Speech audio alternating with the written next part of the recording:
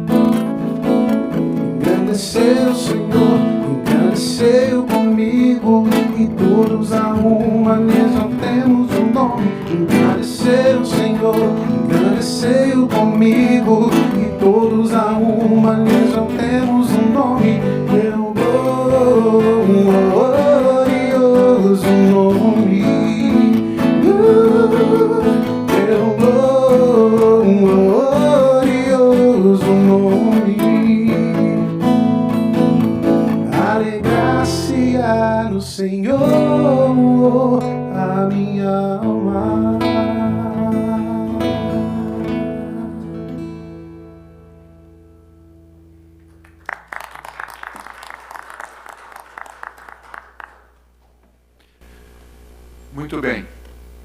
Então, o pastor Ariovaldo Ramos nos desafiou, dessa forma, colocando para nós a questão da fé evangélica e como a partir da reforma ela foi recuperada e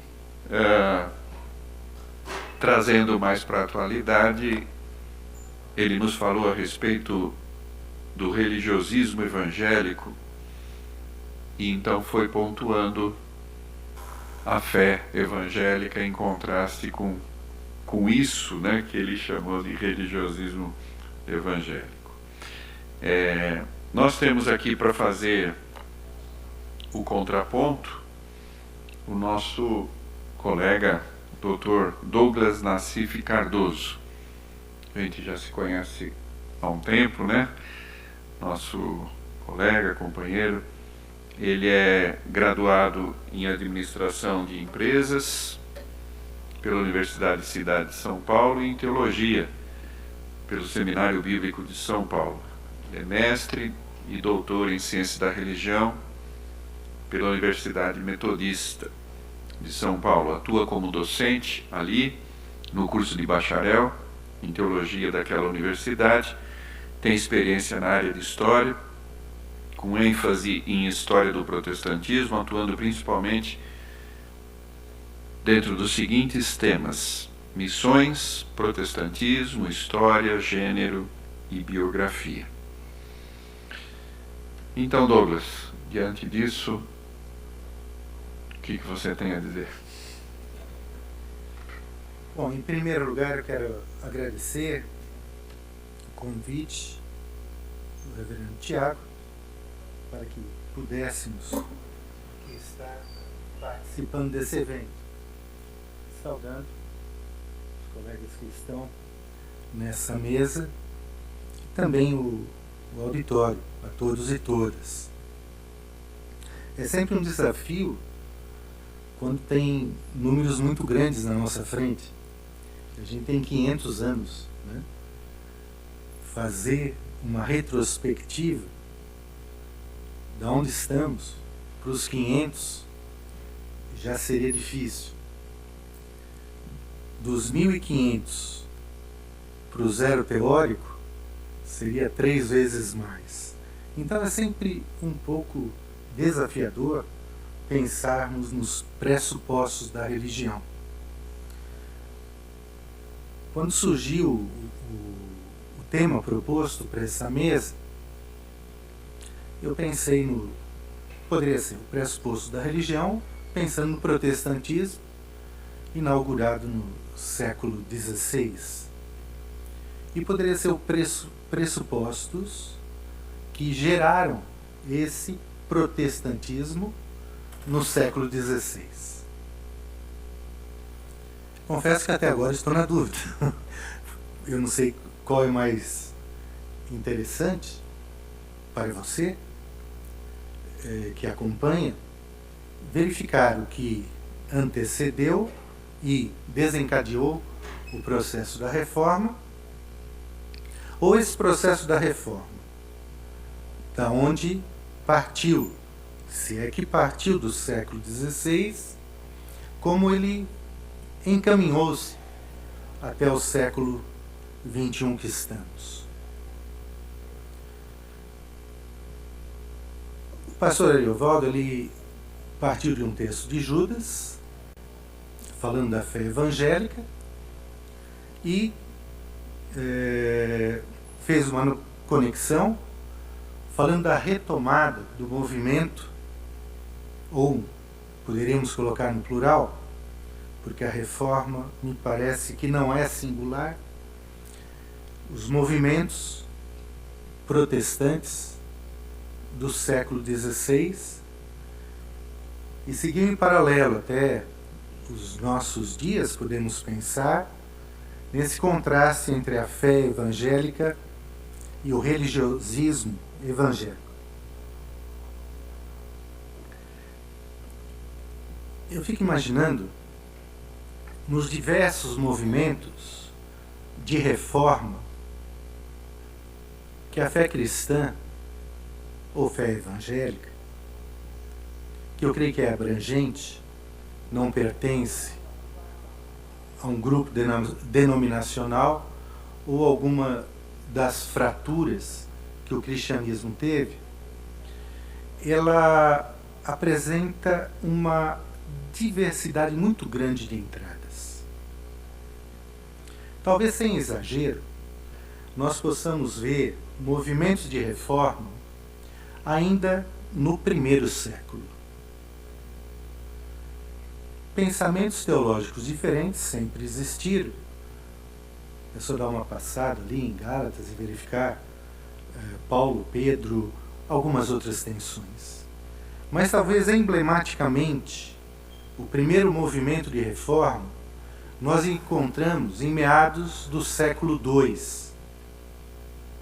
na região da Ásia Menor, aquela região onde tem as 7 igrejas, das cartas de Jesus, ali no Apocalipse, movimento chamado montanismo.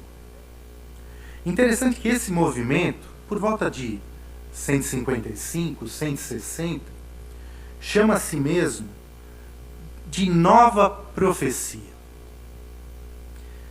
Ninguém chama de nova a não ser que se ache que a profecia em curso é antiga. E é interessante as balizas desse movimento. Esse movimento propõe ser uma igreja dirigida pelo Espírito Santo. É um movimento que se levanta contra o episcopado que ainda não é oficial, mas que começa a se formar de uma maneira seletiva nas regiões, o que chamamos na história dos bispos diocesanos, antes da Igreja oficial do século IV. E eles são tão ofensivos contra o episcopado que eles falam: no nosso meio não existirão episcopos, bispos, pois somos todos koinonos, companheiros. É bem verdade que eles eram rigoristas, buscando uma santidade interior e exterior, e ao fazê-lo, eles tinham um controle efetivo que talvez ultrapassasse o que eu e você hoje, século XXI, pudéssemos entender como uma religião de horizontalidade e de companheiros, como se colocava.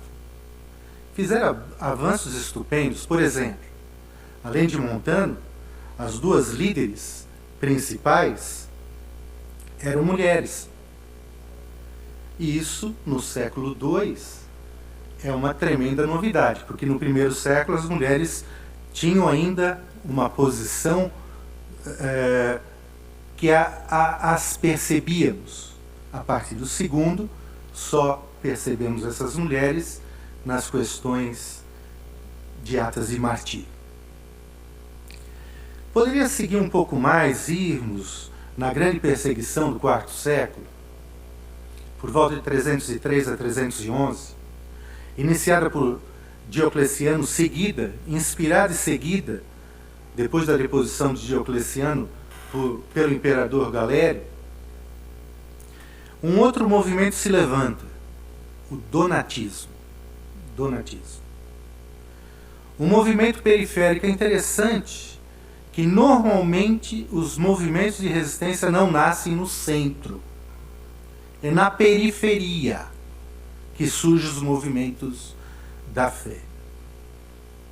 E lá no norte da África, Cartago, Numídia e outras regiões adjacentes, surge um interessante movimento que questiona primeiro os chamados lápices, os caídos na fé. Aqueles que durante o processo da perseguição negavam a Cristo, queimavam incenso, entregavam escritos da palavra para serem queimados. Eles rejeitavam que esses voltassem à igreja, pois eles diziam que alguém que foi habitado pelo Espírito Santo nunca blasfemaria ou iria contra o nome de Jesus. O donatismo sofreu grandemente. E foi a partir de 316, comecinho da igreja oficial. A gente pode marcar a igreja oficial 313 com o Edito de Milão. 316 tem o Sínodo de Arles. E a partir do Sínodo de Arles, eles são proscritos. Vão ser proibidos no século seguinte, mas eles recebem, durante 5 anos, o tratamento da Pax Romana pelo imperador romano chamado Constantino. Os donatistas diziam: olha, os filhos dos mártires, referindo aos seus descendentes, não devem se misturar com as crias do império. E chamavam o imperador e o bispo de Roma como agentes do demônio. Interessante isso. É um segundo movimento de reforma, que parte da questão dos lápices. Os que caíram retornam à fé. E aqueles que caíram numa posição episcopal queriam voltar na posição episcopal, e Roma o aceita.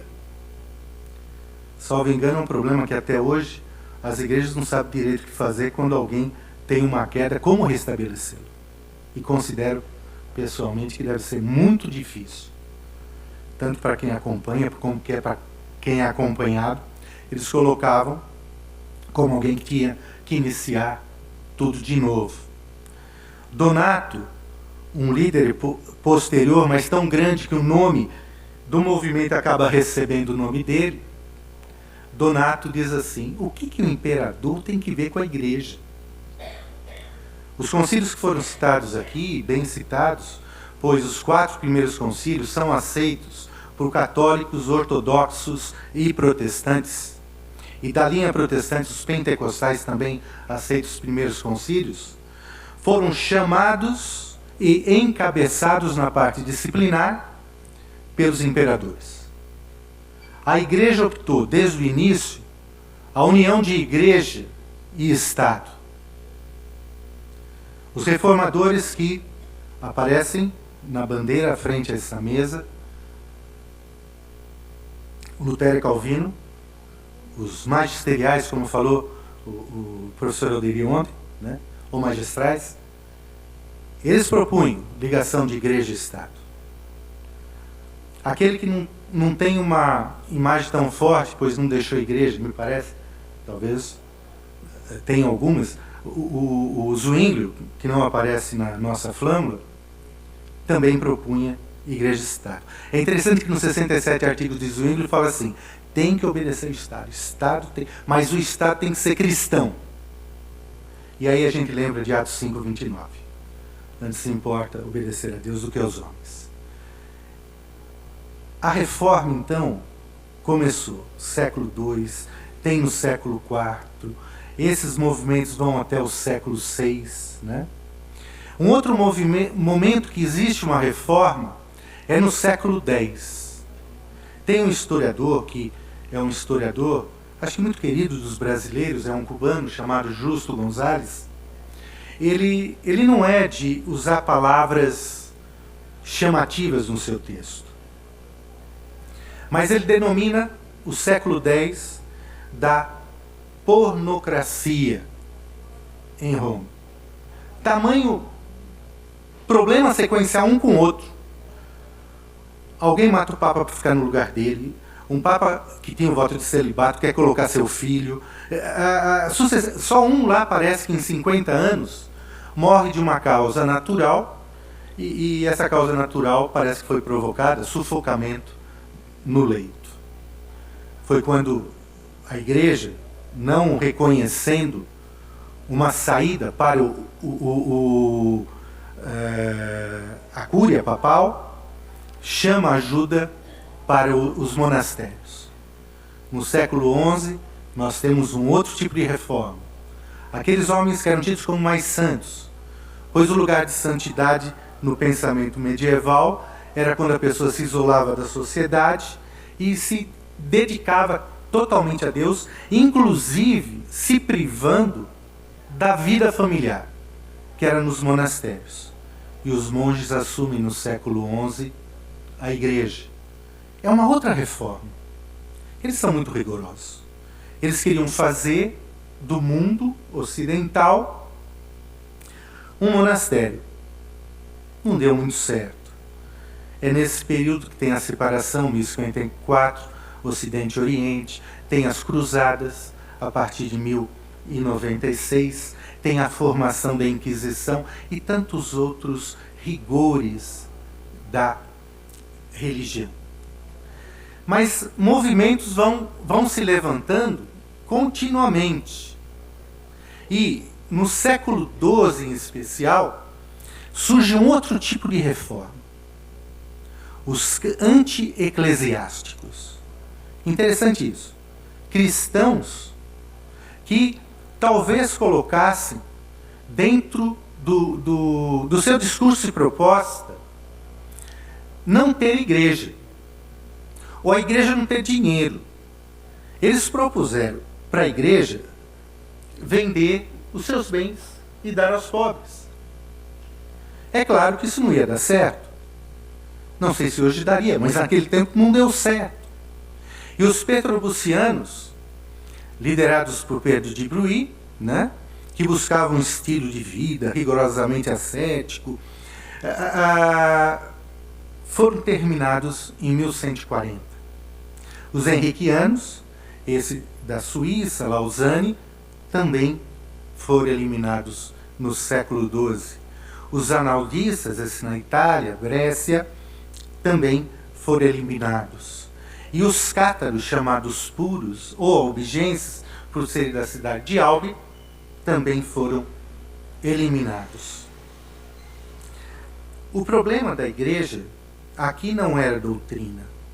Não se discutia se a igreja deveria ter ou não dinheiro. Não se discutia se a igreja deveria estar atrelada ao Estado. A igreja legitimando o Estado, o Estado legitimando a igreja. O que se discutia é como que alguém ousava contrariar os dogmas, os cânones de concílios e sínodos e a palavra da liderança principal. No século XII surge um outro movimento. E uma expressão desse movimento é Pedro Valdo, os valdenses, na cidade de Lyon. É interessante que Pedro Valdo, ele deve nascer em 1140 e morre em 1217. Essa data eu acho muito interessante, pois assim como hoje nós podemos lembrar dos 500 anos de Lutero, nós poderíamos estar falando dos 800 anos de Pedro Valdo. Pois fazem exatos 800 anos que Pedro Valdo, que quando surge a reforma, o movimento que ficou na periferia da fé, foi acolhido como protestante. Hoje nós temos igrejas valdenses, ainda no nosso meio. No Brasil não, mas no Uruguai eles têm até sínodo. Na Itália, tem muitos países. Uma igreja protestante de 800 anos. Parece um anacronismo, mas não o é. É outro movimento de reforma. Talvez depois dele, inspirado nele, o mais reformado que eu considero, Francisco de Assis. Forma uma ordem com uma regra que, em vida dele, nenhum outro homem conseguiu seguir. Só ele. Era uma regra muito rigorosa. Vem Domingos de Gusmão e outros. Não estou citando as mulheres, mas tem Clara, tem Escolástica, tem muitas outras mulheres nesse tempo. Mais à frente vai surgir um outro movimento de reforma nas universidades. Aliás, as universidades que são iniciadas no século XI, XII, principalmente para frente, são o berço da reforma. Não existe reforma sem ter alguém em contato com a universidade. E aí nós vamos ter Wycliffe, Oxford, Hus, Praga, Savonarola, Florença. Homens que fazem movimentos tentando resgatar a fé. Sintetizando, a igreja enfrentou diferentes movimentos reformadores desde o seu início. O processo de desenvolvimento de reforma do século XVI não é a eclosão de um movimento partido no próprio século XVI, eu entendo assim. Tem historiadores, me parece que uma boa parte, falam do século XII. O movimento de pobreza apostólica, principalmente, depois das universidades. Eu diria século X, mas o que eu gostaria de dizer é que o entendimento nosso é que não se muda pontualmente uma situação. Existem blocos temporais que vão mudando todas as circunstâncias. É interessante que Capistrano de Abreu, exatos um século, num livro dele, ele, um católico muito fervoroso, ele, citando os movimentos de reforma, ele diz de Lutero. Lutero foi a heresia que deu certo. Eu achei interessante essa definição. Heresia é pensar diferente. Todos esses, talvez desde século I, mas pelo menos século II até o século XVI, ousaram pensar diferente daqueles que estavam no poder, né? E, com isso, foram tidos como heréticos. Aliás, é bom pensar que Wycliffe, Hus, Savonarola, Lutero, Zwinglio, Calvino, Busser, Melanchthon, Beza, todos os reformadores eram tidos no seu século como, eu vou usar um anacronismo, liberais, que pensavam diferente da tradição e colocavam em risco a santa tradição da igreja. Interessante isso. Mas não existe nenhum reformador, por mais equivocado que esteja, que não tenta beber na fonte da igreja primitiva. Todos eles buscavam valores e princípios dentro da igreja primitiva. Um ponto que Lutero, Calvino e Zwinglio, os reformadores tidos como clássicos, colocam como chave, e que esse fez tremer o prédio da igreja oficial daquele tempo, era uma inversão de uma simples equação. A igreja dizia assim: a igreja legitima a palavra, e por isso ela a interpreta. Os três invertem e falam: a Bíblia legitima a igreja.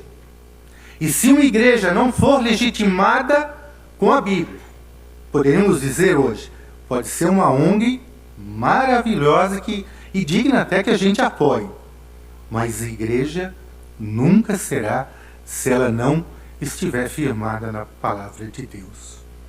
Eu perguntaria para o pastor Ariovaldo essa condição dos reformadores nessa relação de igreja-bíblia, Estado e igreja, né? Os solas, que o pastor também lembrou, eu sempre acho que faltou um sola. Somente o Espírito, né? Aliás, tem um reformador que não entra na linha de frente, Thomas Mintzer, que coloca. Mas como a teologia dele perdeu, ele foi jogado fora. Tá? Então eu pergunto como que o pastor entende essa posição.